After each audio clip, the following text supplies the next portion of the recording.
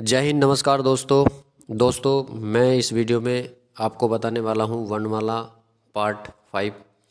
इसमें हम पढ़ने वाले हैं दोस्तों के उच्चारण के आधार पर वर्णों का जो वर्गीकरण किया गया है तो वो किस प्रकार किया गया है। ठीक है, तो उच्चारण के आधार पर जो हमारे वर्ण होते हैं दोस्तों, तो कंठ, तालवा, मूर्धन्य और दंत्य और ओष्ठ्य, ये हमारे 5 प्रकार के वर्ण होते हैं दोस्तों। ठीक है, तो कै वर्ग का जो व्यंजन होता है वो क्या होता है। एक तो कै होता है, ये यहाँ पर दिया है, ख, ग और घ और अड़। ठीक है, इसके साथ साथ ए, आ और है और विसर्ग, ये भी हमारे जो है कंठ तालवा व्यंजन होते हैं, जिसमें ये इन 3 वर्णों की जो ट्रिक है वो है विवाह। इसे याद रख सकते हैं। उसी प्रकार दोस्तों जो हमारे तालवा व्यंजन है, तो तालवा व्यंजन को हम बोलते हैं च वर्ग व्यंजन। जो हमारा च वर्ग व्यंजन होता है वो तालवा वर्ग में हमारा आता है। ठीक है, जिस प्रकार च, छ, ज, झ, अण और छोटी बड़ी य और श, यानी कि इसकी ट्रिक है हमारी यस। ये हमारा तालवा व्यंजन होता है। उसी प्रकार हमारा दोस्तों आता है एक मूर्धन्य। मूर्धन्य व्यंजन होता है हमारा ट वर्ग।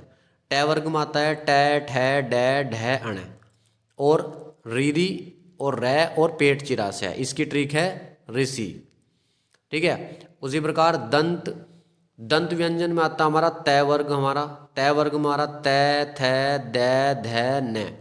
ठीक है, उसी प्रकार इसके अंतर्गत हमारा आता है जी हमारा लय भी आता है हमारा, और श आता है, ज आता है, यानी कि लाश जैसा।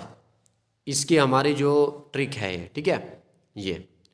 ठीक है, उसी प्रकार अगला है हमारा ओष्ठ व्यंजन। ठीक है, ओष्ठ, ओष्ठ में हमारा आता है जी पै, फ, ब, भ, मै, यानी कि पै वर्ग हमारा पूरा, और छोटा ऊ, बड़ा ऊ, ये हमारे जो ओष्ठ व्यंजन में आते हैं। ठीक है दोस्तों, उसी प्रकार आगे चलते हैं। आगे हम पढ़ेंगे कि जो हमारा वह और फ, वह और फ, ठीक है, यहाँ पर जो दिया है ये दंतोष्ठ होता है। ठीक है, वह और फ। और नासिके व्यंजन क्या होता है, एक तो अड़े होता है, अणे होता है, न होता है, न और मैं और इया, यानी कि जो हमारे लास्ट के जो 5 अक्षर होते हैं वो हमारे होते हैं नासिक के व्यंजन। और कंठ तालुआ क्या होता है हमारा, कंठ तालुआ, कंठ तालवा यानी कंठ और तालवे से बोले जाने वाले, उनको कंठ तालवा बोलते हैं। तो कंठ तालवा वाले हमारे कौन कौन से होते हैं दोस्तों, वो होते एक तो ए है ये वाली, और एक आई है, ये हमारे कंठ तालवा होती है। ठीक है, उसी प्रकार हमारा कंठोष्ठ, यानी कि जो कंठ यानी गले से बोली जाएगी और होठ से भी बोली जाएगी, तो वो हमारा क्या है, ओ है और औ है। ये 2 हमारे कंठ ओष्ठ होते हैं। ठीक है दोस्तों, उसी प्रकार हमारा दोस्तों नुक्ता, नुक्ता समझ लेते हैं। नुक्ता क्या होता है, जो हमारे इन अक्षरों के जो बीच में जो बिंदे से नीचे लगे हुए हैं इन्हें नुक्ता बोलते हैं। जैसे इन्हें हम अरबी फारसी के शब्दों में प्रयोग किया जाता है।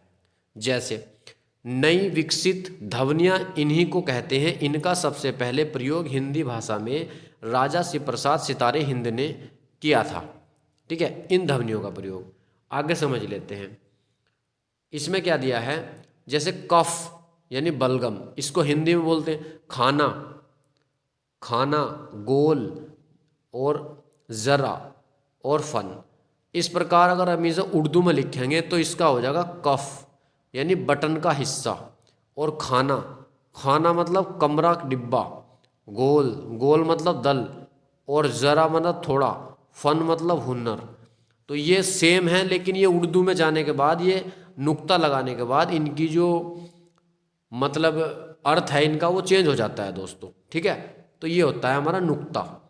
अब कै, कै, ख, ग, ज, फ, यानी कि ये जो हमारी अलग अलग होते हैं, जैसे ज और फ, ये हमारे दंत से बोले जाते हैं। ठीक है, और जिहा के आधार पर क्या होता है, जिहा के आधार पर मूल रूप से इनका उच्चारण समझ लेते हैं दोस्तों। वो क्या होता है, वो ये होता है कि इसलिए अली जिहा या जिहा मूल्य कहते हैं। जैसे कंठ से हमारे बोले जाने वाले हैं ये, यानी कै ख ग घ अड़ और विसर्ग, ये हमारे कंठ से बोले जाएंगे। और लय वाले जो हमारे त थ द ध न, ये हमारे दंत हो गया। और ट हमारा हो गया मूर्धन्य, ठीक है। और थ हमारा हो गया दंत, और तालव्य हो गया हमारा च वर्ग, ठीक है दोस्तों। उसी प्रकार आगे बढ़ते हैं हम अगले इस पे, प्राण तत्व के आधार पर व्यंजनों का वर्गीकरण। अब प्राण तत्व के आधार पर क्या होते हैं? प्राण तत्व के आधार पर होता है हमारा, एक तो अल्प प्राण होते हैं जी, ये अल्प प्राण हो गया। एक होते हैं महाप्राण। अब अल्प प्राण क्या होते हैं, महाप्राण क्या होते हैं? इनमें से दोस्तों एक क्वेश्चन जरूर पूछा जाता है हमारे एग्जाम में, ठीक है। जिनके उच्चारण में कम श्वास खर्च होती है उसको तो अल्प प्राण कहते हैं, और जिनके उच्चारण में अधिक श्वास खर्च होती है उसको महाप्राण कहते हैं। जैसे हर शब्द, यानी कि जो हमारे ये पहरे दिए हुए हैं दोस्तों, ये वाले, इनका एक तो पहला अक्षर, तीसरा अक्षर और पांचवा अक्षर, अंतस्थ व्यंजन ड प्लस सभी स्वर 11, य र ल व, कुल अल्प प्राण 31 होते हैं, ठीक है। यानी कि पहला, तीसरा और पांचवा, यानी कि 135 तो कोड हो गया दोस्तों इसका। पहला मतलब कै और ग और अड़, इसके साथ साथ सभी स्वर, पूरे 11 स्वर, और य र ल व, ये सब हमारे अल्प प्राण होंगे, ठीक है। और महाप्राण क्या होगा? महाप्राण समझ लेते हैं। महाप्राण में दोस्तों आता है जो बच गया। अब बचा क्या क्या हमारा? बचा हमारा दोस्तों, एक तो हमारा 2 बच गया, ठीक है, एक बच गया हमारा 4, यानी कि 24, यानी कि ख, और एक बच गया घ, ये महाप्राण में आएगा। उसी के हिसाब से एक तो अड़े भी, अड़े, और उसमें व्यंजन, यानी कि श, पेट चिरा स, छोटा स और है, ये हमारे जितने भी हैं ये भी हमारे महाप्राण में आते हैं दोस्तों, ठीक है। तो दोस्तों इसी के साथ हमारा ये वीडियो का 5वां पार्ट समाप्त होता है। अगर आपको मेरी वीडियो अच्छी लगी तो मेरे चैनल को सब्सक्राइब करें, मेरी वीडियो को ज़्यादा से ज़्यादा लाइक करें।